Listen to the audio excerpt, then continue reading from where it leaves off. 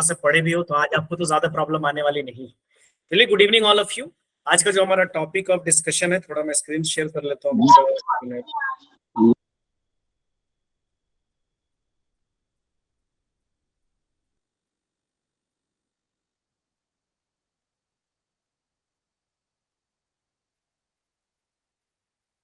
चलिए, तो आज हम करंट इलेक्ट्रिसिटी के बारे में डिस्कशन करेंगे, ठीक है ना। लेक्चर नंबर 1 होगा, तो बेसिकली इंट्रोडक्टरी पार्ट आज होगा और धीरे धीरे सिलेबस आगे बढ़ता जाएगा, है ना। जनरली नीट में से 3 से 4 क्वेश्चन आता है जनरली, है ना। और आज हम लोग इंट्रोडक्शन डिस्कस करेंगे। ड्रिफ्ट वेलोसिटी तो आज हम लोग डिस्कस नहीं करेंगे, बाकी चीजें हम लोग डिस्कस करेंगे आज, ठीक है ना। नेक्स्ट क्लास हम लोग ड्रिफ्ट वेलोसिटी डिस्कस करेंगे, ठीक है ना। वेटेज में बात करो तो 6 to 7%, यानी आप कह सकते हो 3 से 4 क्वेश्चन। और आईआईटी में भी लगभग 2 से 3 क्वेश्चन इससे रहते हैं। आईआईटी जेईई मेंस में, एडवांस में तो लगभग एक या 2 क्वेश्चन इससे रहता है, ठीक है ना। और आसान रहता है। मैंने आपको पहले बोला कि थोड़ा बहुत आइडिया आपको 10th क्लास में इसके बारे में रहता है। और दूसरी बात है कि आपको आगे भी बताएंगे करंट स्केलर क्वांटिटी होता है, तो स्केलर क्वांटिटी की चीजों को थोड़ा सा मेरे को मैथमेटिकली सॉल्व करना थोड़ा आसान है, तो थोड़ा इजी है उसको सॉल्व। क्या बोल रहे हैं? टेंसर होती है बेटा, टेंसर तो कुछ लोग कहते हैं, लेकिन एक्चुअली हम स्केलर क्वांटिटी कहेंगे यहाँ पर, क्योंकि ये जो है ना अलजेब्रिक रूल ऑफ एडिशन को फॉलो करता है। अलजेब्रिक का मतलब जो स्केलर रूल ऑफ एडिशन होता है ना, उसको फॉलो करता है। वो एग्जैक्ट इज स्केलर क्वांटिटी, तो you should better the scalar quantity. जैसे टेंसर क्वांटिटी कोई लोग कह सकता है, क्योंकि जो स्केलर और वेक्टर में से किसी कैटेगरी में नहीं, उसको टेंसर बोलते हैं। बट चूंकि करंट जो है ना, वो आपको जनरली जो है करंट की बात अगर करोगे, इलेक्ट्रिक करंट की, तो ये नॉर्मल एडिशन, अलजेब्रिक एडिशन से 1+2 है ना 3 हो गया, इस एडिशन को फॉलो करता है। इसलिए हम इसको स्केलर के कैटेगरी में रखते हैं। तो चलिए, इंट्रोडक्टरी पार्ट में सबसे पहले चार्ज के बारे में हम लोग जानते हैं, है ना, कि कहीं पर भी चार्ज का फ्लो होता है या इलेक्ट्रॉन्स का, चूंकि मेटेलिक में इलेक्ट्रॉन्स होते हैं, तो चार्ज का flow is the source of current, यानी flow of charge through a cross sectional area per unit time. एक क्रॉस सेक्शनल एरिया है, उससे यूनिट टाइम में कितना चार्ज फ्लो हो रहा है, that is the constituents of electric current. ये मतलब इलेक्ट्रिक करंट हमारा होता है। या आप इसको ऐसे भी बोल सकते हो, rate of flow of charge, क्योंकि टाइम पर सेकंड का मतलब रेट हो गया।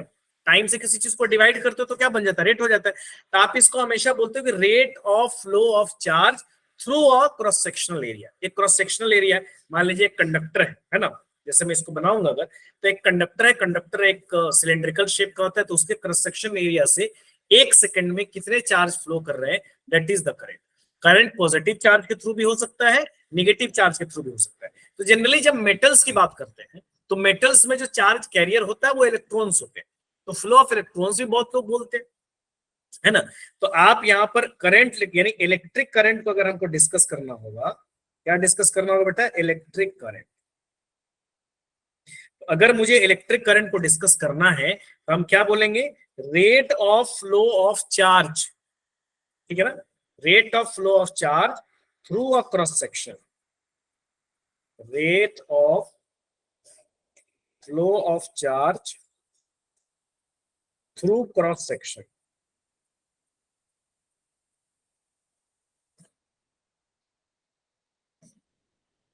of a conductor is called electric current.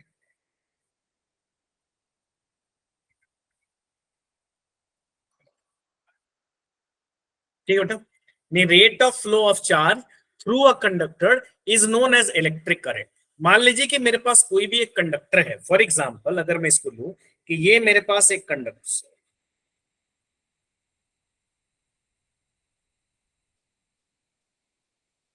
ये मेरे पास एक कंडक्टर है, ठीक है ना। अब इससे क्या हो रहा है, इलेक्ट्रॉन्स या चार्ज जो है, अगर कंडक्टर होगा तो जनरली कंडक्टर में क्या होता है, वैलेंस इलेक्ट्रॉन्स होते हैं। तो इससे क्या हो रहा है बेटा, इलेक्ट्रॉन्स क्या हो रहा है, यहाँ से फ्लो कर रहे हैं। कोई भी एक क्रॉस सेक्शन ले लो यहाँ पर, है ना, यहाँ पर मैंने क्या कर दिया, एक क्रॉस सेक्शन। तो इस क्रॉस सेक्शन से यूनिट सेकंड में कितना चार्ज फ्लो हो रहा है, यही हमारा क्या कहलाएगा, इलेक्ट्रिक करंट कहलाएगा। क्या समझ में आ रही बात आप लोग को? Yes sir. अगर मेरे को कोई कहेगा कि करंट, तो करंट इज इक्वल टू क्या हो जाएगा, charge upon time. By time, है ना। यानी आप क्या कह सकते हो इसको, क्यू बाई टी। क्लियर बेटा, क्यू बाई टी, यस है ना, चार्ज अपॉन टाइम। अच्छा, करंट की डायरेक्शन क्या होती है? Positive to negative. Positive. Sir, scalar quantity. एक मिनट, आप इसको कह सकते हो कि निगेटिव चार्ज अगर फ्लो होगा तो उसके अपोजिट डायरेक्शन में करंट होगी, अब पॉजिटिव चार्ज जो फ्लो होगा उसके सेम डायरेक्शन, ठीक है ना। सर, इलेक्ट्रॉन या पॉजिटिव हाँ, तो बोलते हैं इलेक्ट्रॉन ना। इज अ नेगेटिव चार्ज, आप इलेक्ट्रॉन के अपोजिट बोल यस सकते हो। यानी मैं इसको बोल सकता हूं कि if moving charges are negative, ठीक है ना, the current is opposite to the direction of motion of negative charge, ठीक है ना। सिमिलरली अगर मेरे को दिया रहेगा पॉजिटिव चार्ज की बात करेगा, तो पॉजिटिव चार्ज इधर मूव करेगा उसके सेम डायरेक्शन में। तो यहां पर अगर मैं लिख दूं if moving charges are positive, यानी मूविंग चार्जेस क्या है बेटा, पॉजिटिव है, देन या moving charge positive, the current is the current is in the same direction. हाँ सेम डायरेक्शन भी बोल सकते हो, in the direction of motion of positive charge. यानी आप इसको ऐसे लिख सकते हो कि अगर मान लीजिए निगेटिव नेगेटिव नेगेटिव नेगेटिव, तो ये direction of motion of negative charge, तो करंट की डायरेक्शन किधर होगी, इसके अपोजिट। That is I. अगर पॉजिटिव पॉजिटिव पॉजिटिव पॉजिटिव, अगर पॉजिटिव चार्ज जो है ये अगर इधर मूव कर रहा है तब करंट की डायरेक्शन किधर हो जाएगी, सेम डायरेक्शन। सॉरी के डायरेक्शन में। इतना तो आप लोगों को पता ही चल रहा होगा पहले से, थोड़ा थोड़ा पता रहा होगा नहीं, यस सर, थोड़ा थोड़ा। या तो समझ में आ गया, ये कोई बड़ी बात नहीं थी। अब यहाँ पर इसी में हम लोग डिस्कस करेंगे, एक और पेज लेते हैं तो शायद हमको समझ नहीं आए, एक और पेज लेते ये, चलो आगे डिस्कस करें, ठीक है कोई बात। क्लासिफिकेशन ऑफ करंट, तो करंट की क्लासिफिकेशन की बात करेंगे तो कितने टाइप का करंट होता है जनरली, सर दो टाइप, अल्टरनेटिंग करंट और एक क्या होता है डायरेक्ट करंट। अल्टरनेटिंग करंट और डायरेक्ट करंट में क्या फर्क है? सर ऑल्टरनेटिंग करंट अपनी डायरेक्शन चेंज करता है एक पर्टिकुलर इंटरवल के बाद। अच्छा, अब इसका नहीं चेंज, सर, ऑल्टरनेटिंग करंट को हम स्टोर नहीं कर सकते और डायरेक्ट करंट को स्टोर कर सोर्स सकते। के बेसिस पर अगर क्लासिफिकेशन ऑफ करंट, हालांकि हमको दोनों पढ़ना है, यानी इस चैप्टर में हम सिर्फ डायरेक्ट करंट को डिस्कस करेंगे। डायरेक्ट करंट का सोर्स क्या है, बैटरी, है ना, बैटरी आपको क्या देता है, डायरेक्ट करंट देता है। और अल्टरनेटिंग करंट का सोर्स क्या है, डायनामो, डायनामो भी बोल सकते हो या जनरेटर भी बोल सकते हो, है ना। Generator is the source of, यानी on the basis of source, source के बेसिस पर, सोर्स का मतलब किससे हमको करंट मिल रहा है ना, तो सोर्स के बेसिस पर हम करंट को दो में डिवाइड करते हैं। यानी मैं इसको लिख सकता हूं on the basis of source, source के बेसिस पर मैंने करंट को कितने कैटेगरी में डिवाइड कर दिया बेटा, दो कैटेगरी। एक हमारा हो जाएगा डीसी, डीसी का मतलब क्या हो जाएगा, डायरेक्ट करंट, और एक हमारा हो जाएगा एसी, एसी का मतलब अल्टरनेटिंग करंट। यानी एक हो जाएगा मेरा डायरेक्ट करंट। अच्छा, डायरेक्ट करंट का सोर्स क्या होगा, बैटरी। बैटरी। देखोगे हमेशा इस चैप्टर में क्या लगा होगा, बैटरी लगा होगा। अच्छा, अल्टरनेटिंग करंट का सोर्स क्या होगा, जनरेटर। जनरेटर भी आप बोल सकते हो उसको, या उसको आप डायनामो भी बोल सकते हो। इसका जो सोर्स होगा डायनामो, इसका जो होगा वो क्या होगा, डायनामो। डायनामो भी बोल सकते हो, जनरेटर भी बोल सकते हो। जनरेटर में जो लास्ट का पार्ट जो रहता है, जो रोटेट करता है ना, वो कॉइलिंग, याद है Yes, 10th क्लास में थोड़ा बहुत पढ़े होंगे। Yes sir. डायनामो, आप इसको जनरेटर भी बोल सकते हो, कोई प्रॉब्लम नहीं। अच्छा, डायरेक्ट करंट और अल्टरनेटिंग करंट में एक बहुत मेजर डिफरेंस है। डायरेक्ट करंट में यूनिडायरेक्शनल होती है, यानी डायरेक्ट करंट जो होती है वो यूनिडायरेक्शन, और जनरली उसका मैग्नीट्यूड कांस्टेंट रहता है। यानी सबसे बड़ा जो मेजर है दैट इज के ये क्या होती है, यूनिडायरेक्शन। यूनिडायरेक्शन। सबसे बड़ा यही होगा। यूनि का मतलब क्या होता है, वन, यानी जब भी फ्लो करेगा एक सिंगल डायरेक्शन में फ्लो करेगा। और अल्टरनेटिंग करंट का सबसे मेजर क्या है कि ये क्या होती है बेटा, बाई डायरेक्शन चेंज बाई करता है। डायरेक्शन का मतलब कि हमेशा इसकी डायरेक्शन जो है चेंज, अल्टरनेटिवली, अल्टरनेटिवली का मतलब कि हर अल्टरनेटिवली इसकी डायरेक्शन क्या होती रहती है, चेंज होती रहती है। यानी ये क्या हो जाएगा आपका, by direction. This is the by direction. Okay, यहां तक तो क्लियर है। यानी अगर मैं अल्टरनेटिंग करंट का फिगर बना, सॉरी डायरेक्ट करंट का फिगर बनाऊं, तो ये करंट है और ये टाइम है। तो यहां मैं क्या बोल रहा हूं कि जनरली ये करंट क्या होती है, कांस्टेंट। यानी टाइम के साथ उसकी वैल्यू क्या है, टाइम के साथ उसकी वैल्यू क्या है, एक ही है, कांस्टेंट। एक ही डायरेक्शन में, यानी कॉन्स्टेंटली वो एक ही डायरेक्शन में फ्लो हो रहा है। लेकिन अगर मैं अल्टरनेटिंग करंट की बात करूं, तो अल्टरनेटिंग करंट कुछ ऐसा होता है।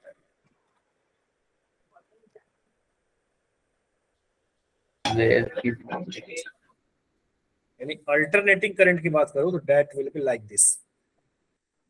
तो यहां देखो, यहां क्या हो रही है, आपकी करंट की डायरेक्शन क्या हो रही है, कंटिन्यूअसली कुछ इंटरवल के बाद क्या हो रही है, positive negative, positive negative, negative. Magnitude भी चेंज हो रही है। यानी देखो यहां पर 0 था, मैग्नीट्यूड बड़ा बड़ा पीक पे गया, फिर देखो आया, फिर नीचे में गया, फिर देखो पीक हुआ।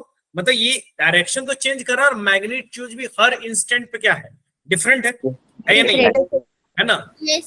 यहां पर देखो मैग्नीट्यूड क्या है, कांस्टेंट है। लेकिन ये कोई डिफरेंस का मेजर पैमाना नहीं है। मेजर पैमाना का मतलब कि डीसी में भी मैग्नीट्यूड डिफरेंट हो सकता है, जरूरी नहीं, मे बी पॉसिबल। मैं कह रहा हूं generally the magnitude will constant, but magnitude इसका, जैसे ये भी डीसी करंट का हो सकता है, कोई प्रॉब्लम नहीं। लेकिन एक सबसे बड़ा मेजर डिफरेंस क्या है, डायरेक्शन, कि ये हमेशा यूनिडायरेक्शनल होगा और ये क्या होगा, बाई डायरेक्शन। आप बोल सकते हो कि जनरली जो डीसी का मैग्नीट्यूड होता है कांस्टेंट है, बट इट्स नॉट, माने ये कंपलसरी कंडीशन। हाँ, इसकी डायरेक्शन तो कंटिन्यूअसली चेंज हो रही है, इसकी डायरेक्शन में ये कंपलसरी कंडीशन नहीं। ऐसा नहीं कि अगर मैग्नीट्यूड वेरी कर रहा है तो आप उसको डीसी नहीं बोल सकते, दैट नॉट नेसेसरी। लेकिन ये नेसेसरी है कि वो हमेशा क्या होगा, यूनिडायरेक्शनल। यूनिडायरेक्शन। हमेशा क्या होगा, बाई डायरेक्शन। इस चैप्टर में, ये जो चैप्टर की बात अगर हम करेंगे, तो इस चैप्टर में हम सिर्फ डीसी करंट के बारे में बात करेंगे। अल्टरनेटिंग करंट भी है, हमको पढ़ना है अल्टरनेटिंग करंट, मतलब इसके बाद हम मैग्नेटिज्म पढ़ेंगे, मैग्नेटिज्म के बाद ईएमआई पढ़ेंगे, ईएमआई के बाद हम अल्टरनेटिंग करंट पढ़ेंगे। तो वहां पर हम अल्टरनेटिंग करंट को डिस्कस करेंगे। क्लियर है बेटा? Yes sir. बात आता है एवरेज एंड इंस्टेंटेनियस करंट। जैसे मैंने आपको बोला कि करंट इज इक्वल टू क्या होगा, charge by time, Charge by time. है ना। अगर मैं जनरल अभी जो मैंने डिस्कशन किया, तो अगर कोई मेरे से पूछेगा कि भैया करंट इज इक्वल टू क्या होता है, यानी आई इज इक्वल टू, मैं क्या बोल रहा हूँ, चार्ज फ्लो, क्या करोगे आप, पर यूनिट टाइम। ये हो गया आपका करंट। अब इसी का एवरेज निकालना है, तो किसी चीज का एवरेज आप क्या निकालते हो, जैसे एवरेज स्पीड, एवरेज वेलोसिटी, तो एवरेज क्या निकालते हो, total by total time taken. अगर मेरे को एवरेज करंट निकालना होगा तो आप क्या लोगे, total charge By time taken. Divided by total time taken, है कि नहीं। यानी यही होगा ना। तो मैं यहां पर बोलूंगा एवरेज करंट। एवरेज करंट को अगर मेरे को लिखना होगा, यानी आई A V ji, I average, तो आई एवरेज मुझे लिखना होगा, तो मैं कैसे डिफाइन करूंगा बेटा, total charge, Total charge by total time. Total charge by, इसको कैपिटल क्यू मैं मान लेता हूं, बाई क्या हो जाएगा, total time total time take, इसको मैं मान लेता हूं। या डेल्टा क्यू का मतलब भी बहुत जगह ऐसे भी लिखा होता है बुक में, I average is equal to delta q का मतलब टोटल चार्ज डिवाइडेड बाई क्या हो जाएगा, डेल्टा क्यू का मतलब उस इंटरवल में, उस टाइम इंटरवल हो गया ना, डेल्टा टी क्या होगा, टाइम इंटरवल। तो उस टाइम इंटरवल में जितना चार्ज फ्लो हुआ उसको डेल्टा क्यू मान लो, फाइनल माइनस इनिशियल, ऐसे भी आप लिख सकते हो और वैसे भी लिख सकते हो। यानी average current, that is the total charge by total time taken. Next हमारा क्या हो जाएगा, इंस्टेंटेनियस। एवरेज और इंस्टेंटेनियस में क्या फर्क है, आप 11th सर इंस्टेंटेनियस में डिफरेंशिएशन कर देंगे। इंस्टेंट का मतलब कि मेरे से पूछा जा रहा है एट अ पर्टिकुलर इंस्टेंट, यानी किसी भी पर्टिकुलर टाइम में सर कितना चार्ज एवरेज तो हो गया पूरा, जैसे 5 सेकंड का, 0 से लेकर 5 सेकंड का मेरे से एवरेज पूछ रहा है, तो वो पूरा एवरेज। इंस्टेंट का मतलब कि मेरे से बस उस पर्टिकुलर टाइम इंटरवल का पूछ रहा है। और इंस्टेंट में क्या होता है, डेल्टा टी, यानी टाइम इंटरवल क्या होता है, 0 होता है। जैसे आप डिफरेंशिएशन इंटीग्रेशन में पढ़ते हो, इतना छोटा टाइम इंटरवल, इंस्टेंट तो वो छोटा लेना पड़ेगा भैया, बड़ा ले लोगे तो वो तो फिर इंस्टेंट रहा ही नहीं, है कि नहीं। तो इंस्टेंटेनियस करंट। नेक्स्ट हमारा क्या हो जाएगा, यहाँ पे लिखूंगा इंस्टेंटेनियस करंट, इंस्टेंटेनियस करंट, यानी इसको आप लिख सकते हो current at particular instant, current at particular instant. तो अगर आपको आई इंस्टेंटेनियस, मैं इसको आई एन एस लिख रहा हूं, तब आपको क्या लिखना पड़ेगा बेटा, delta q by delta t. और यहां पर डेल्टा टी आपको क्या लेना पड़ेगा, very very very small, tends to 0। Time interval क्या होना चाहिए आपका, बहुत बहुत बहुत छोटा होना चाहिए, इतना छोटा कि लगभग 0 है। इसी को आप क्या लिखते हो, limit delta t tends to 0, यानी ये जो इंटरवल है, आई इंटरवल तो आपको बहुत छोटा लेना पड़ेगा। और इसी को आप ऐसे भी लिखते हो dq by dt। Yes sir. याद करो, आप इसमें भी लिखते होगे, मैथमेटिक्स में भी लिखते होगे, या मैं यहाँ पे स्मॉल क्यू ले लेता हूँ बेटा, चलो कोई बात नहीं, अगर कैपिटल क्यू भी है तो वो गलत नहीं होगा, लेकिन मैं स्मॉल क्यू लेता हूँ, dq बाई क्या हो जाएगा। जनरली ये वाला फॉर्मूला आपको लगेगा कब, इंस्टेंटेनियस। और इसका मतलब क्या होगा कि चार्ज का आप क्या करोगे, डिफरेंशिएशन कर दोगे। तो चार्ज का डिफरेंशिएशन कर दोगे तो क्या मिलेगा, क्यू अगर दिया है, अगर आप उसको डिफरेंशिएट कर दोगे तो what it will give, this will be give current. और बात बताते हो, जैसे dx बाई dy है, तो इसको आप स्लोप भी बोलते हो ना, यस सर। स्लोप हो गया। इसका मतलब जहां इंटीग्रेशन का मतलब एरिया ऑफ कर्व, पता है ना आपको। जैसे मैं अगर लिखूं x dx, या अगर मैं लिखूं x dy, तो अगर आप x और y के ग्राफ को इंटीग्रेट कर दो, एरिया ले लो, आपको पता है ना, इंटीग्रेशन मींस छोटा छोटा छोटा छोटा छोटा एरिया आप ऐड कर, और डिफरेंशिएशन का मतलब स्मॉल इंटरवल का स्लोप, है ना। तो इसका मतलब यहाँ पे डिफरेंशिएशन आ रहा है, तो डिफरेंशिएशन का मतलब क्या होगा कि आपको क्या निकाल देना, स्लोप। अगर आप क्यू टाइम ग्राफ का स्लोप निकाल दोगे, स्लोप का मतलब tan थीटा, सुनो ना। Yes sir. स्लोप का मतलब ये होता है भाई, tangent. Slope means tangent, tangent में tan थीटा। तो यानी स्लोप, इसका मतलब आपको हो गया, ये डिफरेंशिएशन लिखने का मतलब ही हो गया स्लोप, स्लोप, अरे यार, slope of charge time graph gives current, यानी चार्ज टाइम ग्राफ का स्लोप हमको क्या दे देगा, करंट दे देगा। यहाँ तो क्लियर है। Yes sir. चलिए, वो क्या है, इंस्टेंटेनियस करंट आप निकाल लोगे, आई dq बाई dt। इसी को थोड़ा सा एक पेज ऐड करते हैं,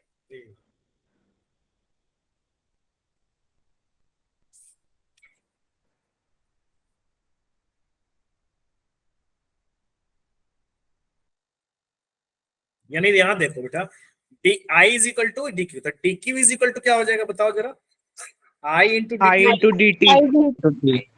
अगर पूरा चार्ज चाहिए तो मेरे को दोनों साइड इंटीग्रेट करना पड़ेगा, इज इक्वल टू क्या हो जाएगा बेटा, I dt। यानी चार्ज अगर निकालना होगा तो I, और आप लिमिट पुट करोगे, जो भी लिमिट क्वेश्चन में दिया रहेगा। आपको पता है कि इंटीग्रेशन दो टाइप का होता है, एक होता है डेफिनेट इंटीग्रल और एक होता है इंडेफिनिट इंटीग्रल। इंडेफिनिट इंटीग्रल में आपका इंटीग्रेशन कांस्टेंट आता है ना, कांस्टेंट डालते हो। इंडेफिनिट इंटीग्रल में आप कांस्टेंट डालते हो, डेफिनेट इंटीग्रल में आप कांस्टेंट नहीं डाल के आप क्या डालते हो, वहां पर लिमिट डालते हो, कहां से कहां तक आपको इंटीग्रेशन करनी। तो जहां पर भी इंटीग्रेशन होता है, जैसे मैं लिखूं, आप पढ़ोगे work is equal to f into d x, Yes, sir. यानी फोर्स और डिस्प्लेसमेंट का एरिया भी निकालते होगे ग्राफ का, तो आपको वर्क आता होगा, पढ़े होगे आप वर्क और energy. Yes Yes, sir.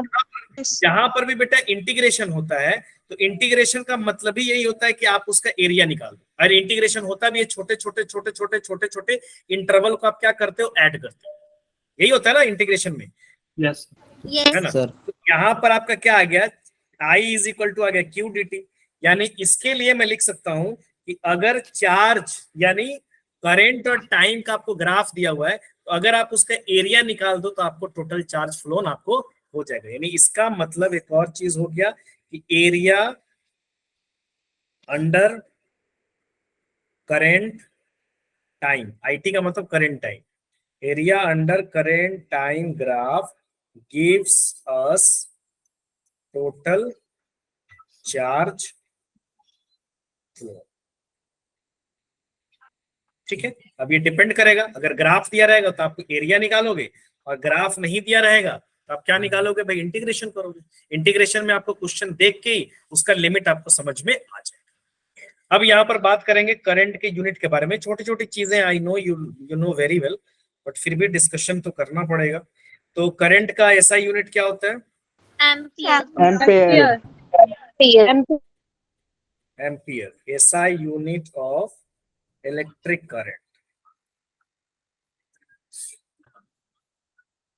Is ampere.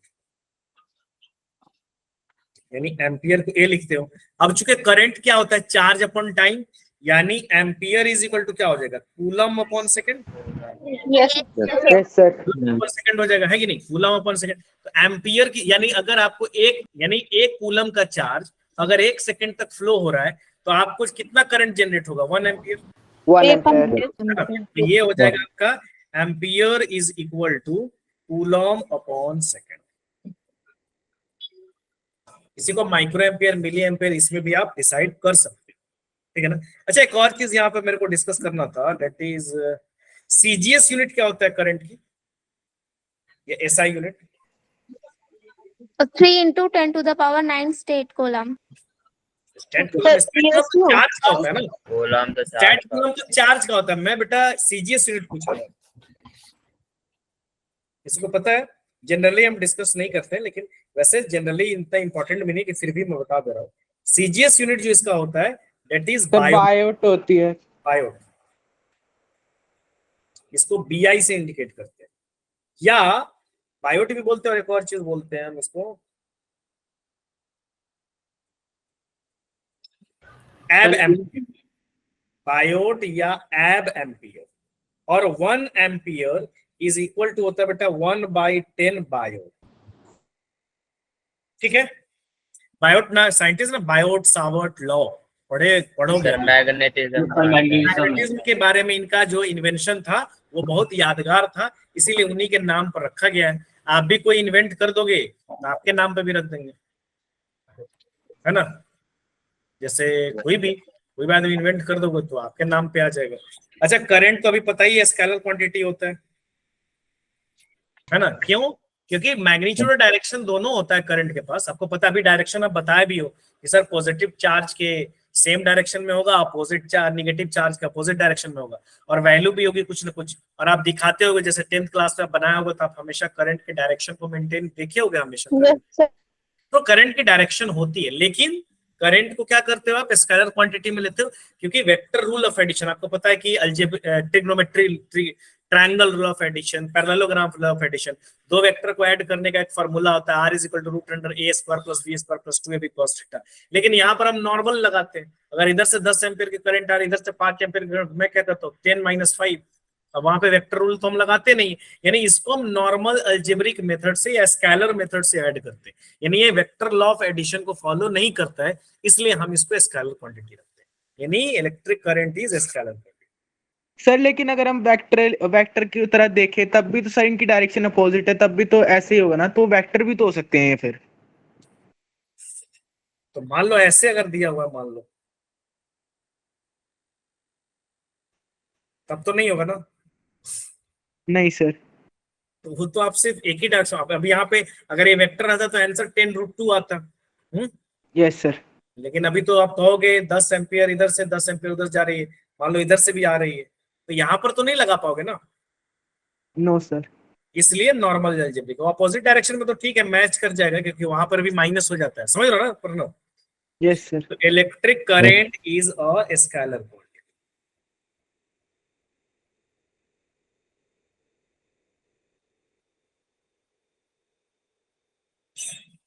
Because it does not follow vector law of addition। ठीक है, आई डोंट थिंक यहां तक किसी को कोई दिक्कत होगा। No sir. No, clear. sir. Okay, very. अब यहाँ पर एक क्वेश्चन दिया हुआ, बहुत आसान आसान क्वेश्चन है, इंट्रोडक्शन ही चल रहा है। करंट दिया हुआ I is equal to 2 + 4t where t is in second is flowing through a wire for 2 seconds, find the amount of charge। क्या करेंगे? Sir integration. इंटीग्रेशन कर लेंगे बेटा। यहाँ लिमिट्स पुट कर देंगे। q इज इक्वल टू क्या हो जाएगा, I इंटू क्या हो जाएगा, dt। कहां से कहां तक? फॉर 2 सेकंड, तो 0 से लेकर 2 सेकंड। I की वैल्यू रख दो बेटा, I की वैल्यू कितनी है, 2 + 4t इंटू क्या करोगे, dt। बहुत हलवा क्वेश्चन है, 0 से लेकर 2 सेकंड। अब इसका इंटीग्रेशन क्या हो जाएगा, 2t + 4t² हो जाएगा 2t, क्योंकि 2 के साथ dt आ जाएगा। फिर क्या, 4t, 4t है ना, यानी 4t इंटू dt। अब जिनको नहीं इंटीग्रेशन समझ में आ रहा समझ लो। इंटीग्रेशन में हमेशा क्या करते हो, जो भी आप जिसके टर्म्स में इंटीग्रेट कर रहे हो, तो पावर यहाँ पर जो होती है उसमें एक पावर ऐड हो जाती है, यानी n+1, और उसी Yes, पावर से sir. डिवाइड होगी। डिवाइड हो जाता है। क्या है, तो यहाँ पर t पे पावर कितना हो जाएगा, 2 हो जाएगा ना, क्योंकि 1 ऑलरेडी है, और फिर उसी पावर से आप डिवाइड भी करोगे। Yes sir. जितना पावर रहेगा उससे डिवाइड करो, तो 2 का तो 2t हो जाएगा। अब प्लस में क्या हो जाएगा, 4t² डिवाइड बाई 2। ठीक है ना। अब यहाँ पे लिमिट भी हम रखेंगे, तो लिमिट कहां से कहां तक है मेरी, 0 से 0 लेकर। to 2। अब यहाँ देखिए आपका ये 2 से 2 कट जाएगा, इज इक्वल टू कितना हो जाएगा, 2t प्लस में कितना हो जाएगा, 2t²। कहां से कहां तक बेटा, 0 से लेकर 2 तक। q इज इक्वल टू कितना हो जाएगा बताओ एक बार। फाइनल वैल्यू, इनिशियल तो रखने की जरूरत ही नहीं, क्योंकि 0 है, इनिशियल को गोली मारो। कुछ और रहता तो मैं माइनस करता, गोली मार दिया sir. 2 into 2 mine plus 2 into 2 का स्क्वायर। माइनस मैंने नहीं किया, क्योंकि -0 ही होगा, लिख भी देते हैं, ओवरऑल मैं -0 लिख देते हैं, ताकि आप कंफ्यूज नहीं होइए। 12 कूलम आएगा। क्या Yes, बोले, sir. कूलम 12 कूलम आएगा। 12 कूलम। ये हो जाएगा 4 प्लस कितना हो जाएगा, 8। 8 = 12। ओके। अब यहाँ पर Yes. क्या हुआ है, दूसरा क्वेश्चन देख लीजिए। यहाँ पर जो बेटा Q is equal to charge दिया हुआ है, तो जब भी ऐसा देगा, इंस्टेंटेनियस करंट आपसे सबसे पहले पूछ रहा है, find instantaneous current as t is equal to 3 second. तो डिफरेंशिएशन लगाओगे कि नहीं लगाओगे, यस सर। Q दिया हुआ ना, 6 एम्पियर आएगा, 7 एम्पियर। तो यहाँ क्या करोगे बेटा, I इज इक्वल टू क्या लगाओगे, dq बाय dt। अब d बाय dt, Q का वैल्यू यहाँ पे रख दो, t² + 4t और +5। अब t का डिफरेंशिएशन करोगे तो कितना हो जाएगा, पावर T. बाहर आएगी, 2t। +4 का t है तो 4 और प्लस कांस्टेंट का differentiation 0 I is equal to क्या आ गया मेरा, 60 हो जाएगा। 2t + 4। अब कितने टाइम पे कर रहा है, 3 टाइम पे, 3 सेकंड पे, तो 2 × 3 + 4, तो कितना हो जाएगा बेटा, 6 + 4 10 एम्पियर। 7 एम्पियर क्यों बोल रहे हो? अच्छा, अब करें average current from 0 to 2 second. Average current क्या हो जाएगा, टोटल चार्ज फ्लो। यस एक बार तो आप निकाल लो कि 1 सेकंड पे कितना चार्ज फ्लो हो रहा है ना, और उसके बाद क्या लगाओगे आप, वैल्यू दे रखे हैं सर, 0 से 2 डेल्टा तक। क्यू और डेल्टा टी। हैं?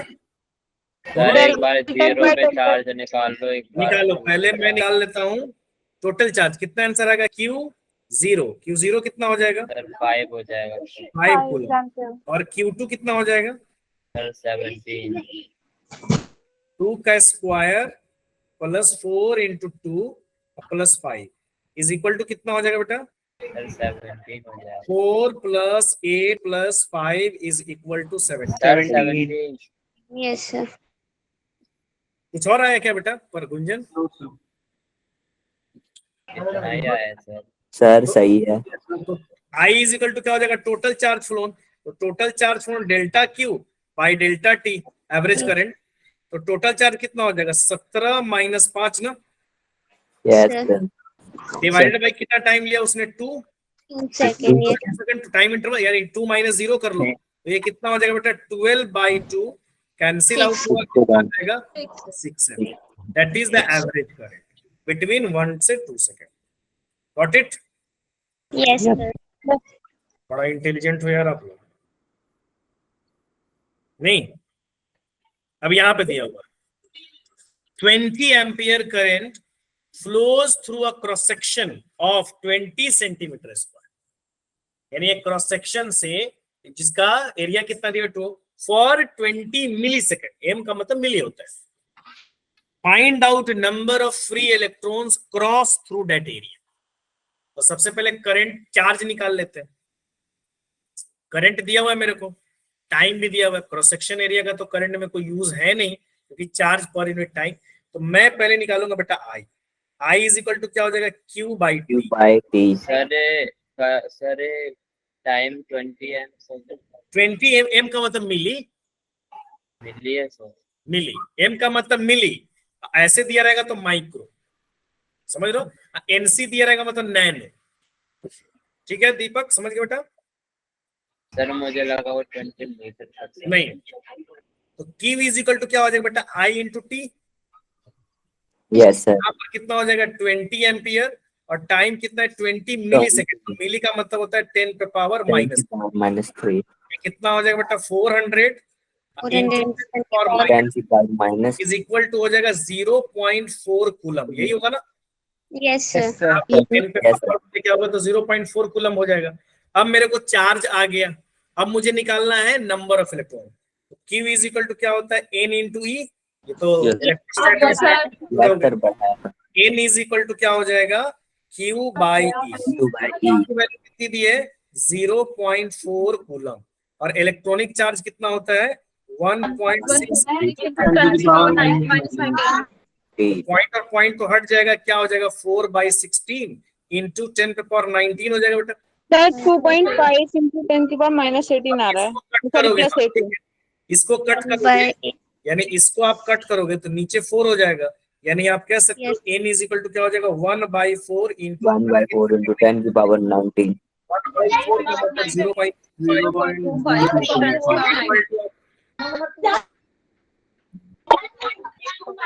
ठीक है, yes yes, sir. Very good, कुछ करना नहीं है यहाँ पे, बस सिंपल है। यहाँ सर पर एक और एरिया का क्वेश्चन कोई लास्ट, रोल नहीं है इसमें? नहीं एरिया कोई रोल नहीं है।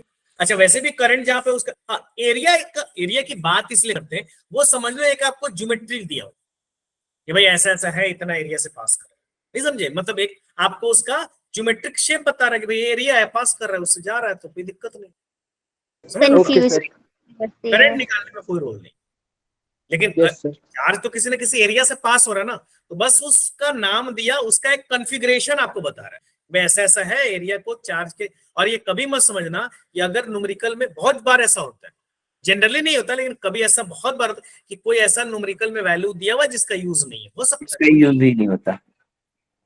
ये हो सकता है, ये कोई जरूरी नहीं है, Yes, इट्स नॉट हार्ड, हो सकता है वो उस वायर के ज्योमेट्री को बता रहा है कि उस वायर का एरिया ये है, इससे पास हो रहा है, बस बात खत्म। अब यहाँ पे Yes, sir. बताइए, यहाँ पे दवा the electric current as shown in figure, current और टाइम का ग्राफ दिया हुआ है आपको, द एवरेज करंट, करंट और टाइम का ग्राफ ही आपको दिया हुआ है, और सामने वाला पूछ रहा find the average current in first 2 second, graph भी आपको 2 सेकंड तक का दिया हुआ है, यहाँ देखो सर 10 एम्पियर। Sir, 0. जितना आप ये उतना वापस आ गया, नहीं Sir, 0 आएगा ना? 0 आएगा, हमको भी नहीं पता ना, हम तो आपसे पूछ रहे हैं बेटा। सबसे पहली बात कि इस इंटरवल का, ये इंटरवल का देख रहे हो ना, इस इंटरवल का पहले आपको चार्ज निकालना पड़ेगा और Yes, इस sir. इंटरवल का चार्ज निकालना पड़ेगा। मान लो कि इस इंटरवल में चार्ज फ्लो हो गया Q1 और या टोटल चार्ज भी आप निकाल सकते हो, कोई प्रॉब्लम नहीं। चलो मैं टोटल चार्ज, भाई टोटल चार्ज तो आप निकाल, जैसे आपसे पूछ रहा फाइंड द एवरेज करंट, तो एवरेज करंट आप क्या करोगे, total charge by total time. Total time. Total charge कैसे निकालते हो, या तो आप इंटीग्रेशन करते हो I dt का, सही बात है। या आपको क्या मैं क्या बताया, करंट टाइम ग्राफ का एरिया। तो आप क्या निकाल दो, मैं अलग अलग क्यों लूं, चलो हटाओ, मैं पूरे को मान लेता हूं कि इस पूरे इंटरवल में क्यू चार्ज वो फ्लो हो रहा है, टोटल चार्ज है क्यू फ्लो हो रहा है। तो अगर क्यू चार्ज में ले रहा हूं तो क्यू इज इक्वल टू क्या हो जाएगा, area under under time IT graph. Current time graph का जो एरिया निकाल दो। तो ये कैसा है, ट्रायंगल है ना बेटा, यस यस सर। सर। चलिए है ना। तो क्यू इज इक्वल टू क्या हो जाएगा, 1/2। बेस कितना है 2 और टाइम कितना है 10, 10 सॉरी हाइट हाइट 10 है ना भाई। और 10 आ जाएगा। Yes sir. क्या हो जाएगा, 2 से 2 जो है कैंसिल हो गया, तो क्यू इज इक्वल टू क्या हो जाएगा 10 कूलम। 10 अभी तो ये चार्ज आया, यस अभी आपको चार्ज आया। अब क्या निकालोगे, एवरेज करंट। एवरेज करंट में क्या बोलोगे, total charge by total time. Total time 10 और टोटल टाइम 2 सेकेंड, ये कट जाएगा और जब ये कटेगा तो ये 5 हो जाएगा, यानी 5 एम्पीयर, यानी ऑप्शन नंबर डी। डी। आप जीरो मत कर देना। बहुत बच्चे देखते कि अच्छा जितना गया उतना वापस आ गया, जीरो हो जाएगा। जीरो नहीं होगा, बिकॉज आप कंसेप्ट पे आओगे। जीरो तो तब होता जब जितना करंट पॉजिटिव में जाती उतना करंट निगेटिव में जाती। ये तो पूरा ही करंट पॉजिटिव में, हाँ घट जा रही है करंट, लेकिन करंट है तो पॉजिटिव में ही, माइनस में कहा गया, माइनस में जाने का मतलब ग्राफ नीचे जाता। हाँ आगे बताइए, मनीषा बताइए बेटा। सर डायरेक्ट हम एवरेज का मतलब करंट एवरेज का फॉर्मूला लगा के नहीं कर सकते? कैसे करेंगे बताइए। 10/2। Yes sir. ये 10/2 आपका मैच इसलिए कर जा रहा है ना, क्योंकि यहाँ पे स्लोप कांस्टेंट, स्लोप जहां पे वेरिएबल रहेगा वहां पे आप ऐसे करोगे तो मैच नहीं करेगा, इसलिए आप कंसेप्ट पे जाओ, डिवाइड बाय टाइम। ठीक है, यहाँ पे Yes. स्लोप कांस्टेंट है ना, इसलिए मे भी आपका मैच कर जाएगा आंसर कि सर 10 एम्पीयर करंट पीक है और डिवाइड इसको 2 से कर देते हैं, कट कर दोगे, ऐसा जरूरी नहीं है। ठीक है, समझ में आ गई बात? Yes sir. अब आते बेटा करेंट डेंसिटी। करंट डेंसिटी किसको बोलते हैं, current per unit cross sectional area, यानी एक यूनिट क्रॉस सेक्शनल एरिया से कितनी करंट पास हो रही है, उसी को हम बोलेंगे बेटा करंट डेंसिटी। ठीक है, और करंट डेंसिटी की डायरेक्शन, करंट डेंसिटी की डायरेक्शन होती है, और इसकी डायरेक्शन होती है in the direction of current या in the direction of electric field, दोनों बोल सकते हो, है ना, in the direction of electric. क्योंकि आपको पता है ना कि भाई अभी आगे बताएंगे, जब ड्रिफ्ट वेलोसिटी हम डिस्कस करेंगे देन हम बताएंगे कि जब भी आप पोटेंशियल जोड़ते हो, वेक्टर आप क्या करते हो, किसी भी कंडक्टर के क्रॉस में पोटेंशियल जोड़ते हो, देन उसमें करंट डेवलप होता है। क्योंकि जब तक आप पोटेंशियल नहीं जोड़ोगे, जैसे मान लो एक आयरन रड है, अभी आयरन रड है तो इसमें करंट है क्या? नो सर नहीं। लेकिन अच्छा इसमें चार्ज फ्लो कर रहा है कि नहीं कर रहा है? यस सर करंट कर रहा है सर। सर अगर चार्ज फ्लो कर रहा है तो करंट फ्लो होगा। तो ये चार्ज बात करेगा करंट होगा ना चार्ज सर। फ्लो करेगा तो करंट तो फ्लो होगा। भैया इसमें अच्छा ये मान लो, इसको एज्यूम करो ये आयरन रड है या कॉपर का है, कुछ भी व्हाटएवर कंडक्टर मानो इसको कि ये कॉपर का बना हुआ है, एजम्पशन में बोल रहा हूँ। अब इसके अंदर तो इलेक्ट्रॉन्स है भाई, मेटल है तो बगैर इलेक्ट्रॉन्स का, कोई पता है एटॉमिक स्ट्रक्चर में आप पढ़े हुए, इलेक्ट्रॉन्स तो है ही। तो ये इलेक्ट्रॉन्स रुका हुआ है, किसके अंदर मूवमेंट चल रहा है? सर रुके मूवमेंट हुए हो हैं। रहा है सर, तो हो रहा है मूवमेंट होना चाहिए। सर। थर्मल मोशन के चलते मूवमेंट होता है। एनर्जी मिलती है सर इनको। हाँ थर्मल पर- भाई, हीट की वजह से, ठीक है आकृति सही बोल रही है बेटा, ये थर्मल की वजह से मोशन हो रहा है भाई, और हीट भी कर देंगे और ज्यादा मोशन होगा, इसको रख देंगे धूप में और ज्यादा मोशन हो जाएगा। तो भैया तो जब मोशन हो रहा है चार्ज का तो करंट भी होना चाहिए था, अगर मैं इसको पकड़ूं तो मेरे को करंट नहीं मारेगा, क्यों ऐसा हो रहा है भाई? सर क्योंकि इसके जो मोशन है ना चार्ज, जीरो होगी इनकी। सर इसके मॉलिक्यूल्स बाउंडेड है आपस में। सर अभी इनकी डायरेक्शन है एक डायरेक्शन में नहीं है, वो इधर उधर हाँ जा रहे हैं वो। कोलिजन होते जा रहा है। कोलिजन तो आप पोटेंशियल लगाओगे तभी भी होगा। लेकिन हाँ, इसको हम डिस्कस करेंगे जब हम ड्रिफ्ट वेलोसिटी नेक्स्ट क्लास में जब हम डिस्कस करेंगे, तो इसको हम डायरेक्ट डिटेल में डिस्कस करेंगे। इसका मतलब है कि जब आप पोटेंशियल नहीं अप्लाई किए रहते हो ना, जब यानी पोटेंशियल ऐड नहीं किए रहते हो, तब इलेक्ट्रॉन रैंडम मोशन करा, रैंडम धाड़ धोड़ इधर उधर, जो अपने मर्जी से जा रहा है, क्योंकि उनको कंट्रोल करने वाला कोई नहीं। जब पोटेंशियल आप अप्लाई कर देते हो, यानी कुछ इधर जा रहा है, कुछ इधर जा रहा है, कुछ इधर जा रहा है, कुछ इधर, यानी effective motion is zero. Effective motion zero, तो करंट भी कुछ इधर प्रोड्यूस हो रहा है, कुछ इधर प्रोड्यूस हो रहा है, कुछ इधर प्रोड्यूस हो रहा है, तो सारा करंट ऑन एवरेज सब एक दूसरे को कैंसिल करते हैं, और ओवरऑल करंट भी हमारा जीरो हो जाता है, ओवरऑल करंट भी हमारा जीरो हो जाता है। लेकिन जब आप पोटेंशियल अप्लाई करते हो, तो पोटेंशियल कहता है कि नहीं भैया, अब तो तुमको मेरे हिसाब से चलना पड़ेगा। अब जो है, अब हम कंट्रोल करेंगे कि तुमको, क्योंकि पोटेंशियल जब अप्लाई करोगे तो इलेक्ट्रिक फील्ड डेवलप होगा, और इलेक्ट्रिक फील्ड जब डेवलप होगा तो इलेक्ट्रिक फील्ड मारेगा इलेक्ट्रॉन पे धक्का, force F is equal to Q into E, है कि नहीं? Q इंटू ई मारेगा, और Q इंटू ई से वो एक डिफरेंट डायरेक्शन में मूव करेगा। जैसे मान लो, इसको ऐसे समझ लो कि टीचर जब क्लासरूम में नहीं है और आप हैं इलेक्ट्रॉन, तो टीचर नहीं है, तो टीचर तो पोटेंशियल का काम करेगा, तो आप तो एकदम तहलका मचा रहेंगे क्लास में। Yes, sir. उधर जा रहा है, उधर जा रहा है, उधर जा रहा है, there is no controlling power. हर कोई अपने हिसाब से, कोई भाग गया उधर, कोई इधर, कोई इधर, कोई पीछे कूद गया, कोई आगे कूद गया, तो कोई कंट्रोल नहीं है, अपने मन मर्जी के मालिक हैं आप, जिधर चाह रहे उधर जा रहे हैं। अब टीचर इंटर कर गया क्लास में, अब इंटर कर गया तो अब समझिए वो आपके लिए इलेक्ट्रिक फील्ड प्रोड्यूस कर दिया, है ना? Discipline is just like electric field. अब वो इलेक्ट्रिक फील्ड प्रोड्यूस कर दिया, तो अब वो आपको कंट्रोल कर रहा है। अब वो आपको कंट्रोल करे कि नहीं भैया, अब तुमको इस डायरेक्शन में चलना पड़ेगा। हालांकि सारे इलेक्ट्रॉन्स नहीं ऐसा करते, तभी भी पोटेंशियल भी अप्लाई कर दोगे, फिर भी कुछ इलेक्ट्रॉन इधर उधर भाग जाता है, लेकिन most of them are align. जैसे क्लास में कोई भाई टाइप का है, बाहुबली, मास्टर टीचर आ गया तो क्या कर लेगा, Yes, sir. है कि नहीं? देख लेंगे, इसको भी देख लेंगे यार, है कि नहीं? तो वो तो बेचारा, अब वो कंट्रोलिंग आ गया, लेकिन वो उसका वैल्यूएशन नहीं दे रहा, मतलब वो उसके अंडर कंट्रोल में नहीं जा रहा है। वो तभी भी बाहुबली अपना किसी को मोबाइल मैसेज कर दिया, किसी को कुछ कर दिया, मतलब अभी भी वो अपना हरकत थोड़ा बहुत कर ही रहा है। तो ऐसे इलेक्ट्रॉन्स में भी होता है, जो थोड़ा बहुत है, ज्यादातर तो बेचारा इलेक्ट्रिक फील्ड के धक्का से वो सीक्वेंस में लग गया, लेकिन अभी भी कुछ बाहुबली टाइप का इलेक्ट्रॉन्स है जो अभी भी थोड़ा इधर उधर कर रहा है, बट इसके जो अमाउंट है, मतलब इसका जो परसेंटेज है वो बहुत कम है। ज्यादातर जो है वो, जैसे टीचर आया तो ज्यादातर स्टूडेंट क्लास में एकदम बेहतरीन अलाइन हो गया। अब दो चार भैया टाइप का है, बच्चे, हाँ एकदम, वो कहेगा नहीं यार आ गए तो क्या है, देख लेंगे यार, इतना क्या है, देख लेंगे क्या कर सकते हैं। हाँ, जैसा पीछे बैठ के खाना खा रहे होते हैं और कुछ। हाँ, और 12th क्लास में तो ऐसे ही थोड़ा ज्यादा टॉड होता है ना। Yes sir. 10th में तो फिर भी 11th में थोड़ा आता है, 12th क्लास में पूरा एटीट्यूड आता है यार, बोर्ड में भाई अब क्या कर लेगा यार। अब मेरे टाइप का टीचर रहेगा तो उसको तो और उठा के पटक देगा यार, इसका क्या। थोड़ा हम मोटा मोटा रहते, थोड़ा सा मतलब रहते तो थोड़ा बाहुबली टाइप का, तो थोड़ा लगता भी कि यार चलो बड़ा बेहतरीन है यार, इसको तो मानना पड़ेगा, नहीं तो। अब मेरे टाइप का टीचर रहेगा यार, इसको तो यार बच्चे इतने ढीठ होते हैं, 4 थप्पड़ खाने के बाद भी दूसरा गाल आगे कर देते हैं, लो मार लो। बढ़िया बात रहते हैं। मॉनिटर को ही डांट देते हैं टीचर।